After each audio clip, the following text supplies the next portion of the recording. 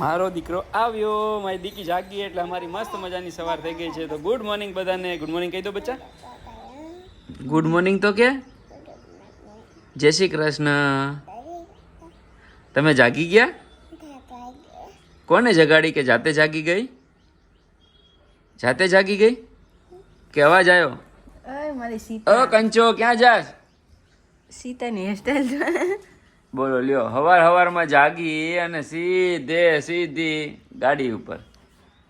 Mummy ભાઈ જો એક ભાઈ આમ જો એના કપડા, એ માણસ, એનું બેગ અને કા કંચો અમારે હવારમાં.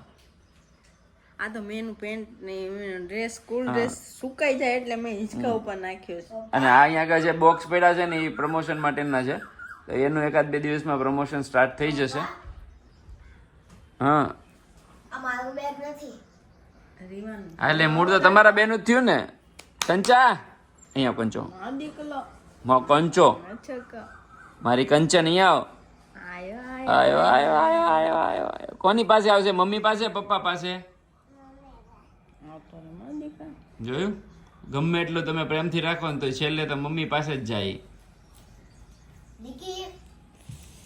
હવે છાનો માનો બ્રશ કર, સ્કૂલનું મોડું થાય છે. તો હાલો ભાઈ થોડી વારમાં મળીએ.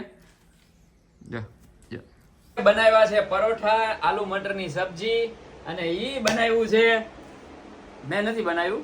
તમે બનાવ્યું છે તો સાચું બોલવાનું. થોડું ઘણું મેં કર્યું છે ને થોડું ઘણું રાધીએ કર્યું છે. એટલે એકલું એમ ન કહેવાય કે મેં જ કર્યું છે, રાધીએ પણ કર્યું છે. એટલે કામ છે. જોયું ને તમે કેવું શણગારીને હું રાખ્યું કહેવાય. મોટા પરોઠા બનાવ્યા છે, મોટા કેમ કે મોડું થઈ ગયું છે, પરાગને બહાર જવું છે. અને ખાસ વાત કે અમે ગયા હતા બધી વસ્તુઓ લેવા, અને જસ્સી દાદીના ઘરે જવું હતું અમારે ગિફ્ટ લઈને, પણ જસ્સી દાદી બહાર હતા. અને પૂરવની ગિફ્ટ પણ લેવાની હતી, પણ પૂરવની ગિફ્ટ નથી લેવાની કારણ કે અમે ગયા 2 જગ્યાએ, વેસ્ટ સાઈડ અને જુડિયો. 2 જગ્યાએ એટલી ભીડ હતી ને તો બીજી જગ્યાએ જવાનું નથી. અને રાધી કાલે જે નાટક કરતી, નાટક નહીં રાધી બોલતી હતી ને, નાટક નથી સાચું જ હતું, સોરી, કે સ્ટોક નથી તો થોડોક સ્ટોક થઈ ગયો છે. હજી થોડોક સ્ટોક એને એના કપડાનો કરાવી દેવી ને એટલે આના મોઢા ઉપર આવી સ્માઇલ આવી જાય.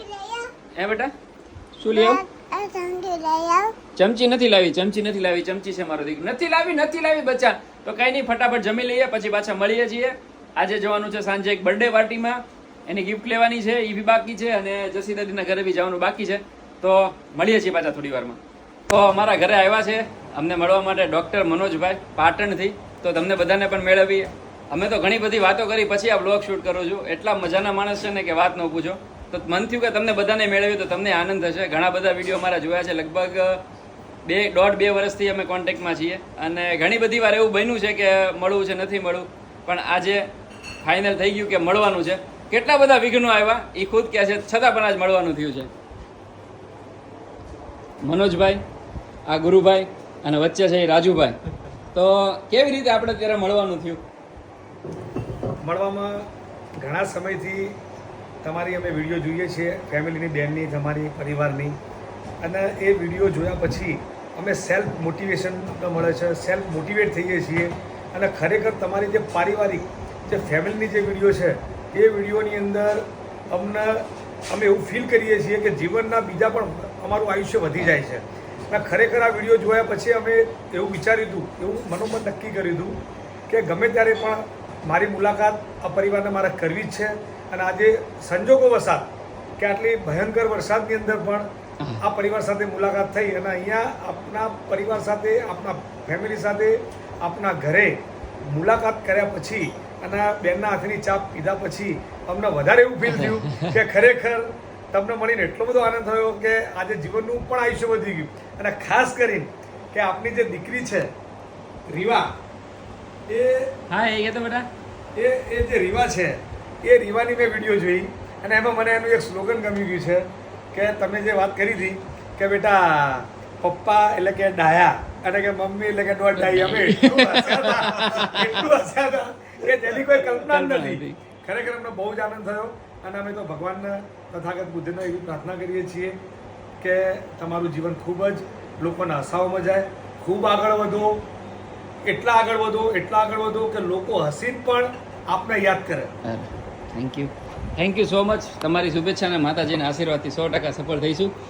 તો મળીએ છીએ પાછા થોડી વારમાં. અમે જેવા બહાર નીકળ્યા તૈયાર થઈને મસ્ત મજાના ચકાચક રેડી થઈને બહાર અને ગાડીમાં બેઠા ત્યાં વરસાદ જોરદાર ચાલુ થયો છે, કાંઈ દેખાતું નથી આગળનું.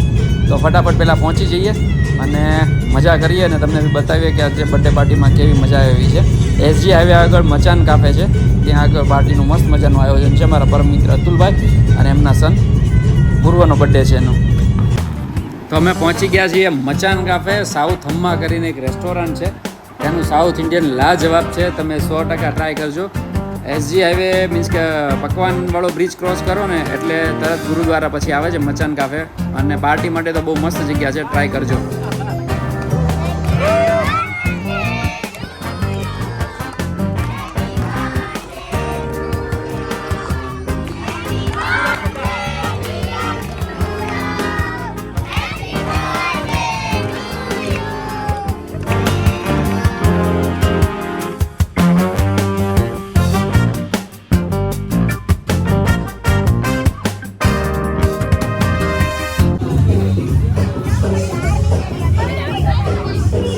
એવા કરો બચ્ચા.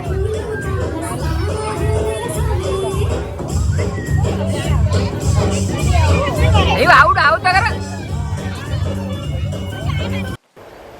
બહાર ધીમો ધીમો વરસાદ ચાલુ છે અને રાતના વાગી ગયા છે 12:30. એટલે આજનો આ વ્લોગ આપણે અહીંયા પૂરો કરીએ છીએ. આ વ્લોગ તમને કેવો લાગ્યો એ કહેજો. તો મળીએ આવતીકાલે નવા વ્લોગમાં. જય માતાજી, જય શ્રી કૃષ્ણ અને જય શ્રી રામ. ધ્વનિત અને રીવા બંને સૂઈ ગયા છે, નહીંતર ગુડ નાઇટ એ જ કરવાના હતા, એટલે થયું કે વહેલા કરી નાખીએ. તો મળીએ છીએ આવતીકાલે નવા વ્લોગમાં. જય માતાજી, જય શ્રી કૃષ્ણ અને જય શ્રી રામ.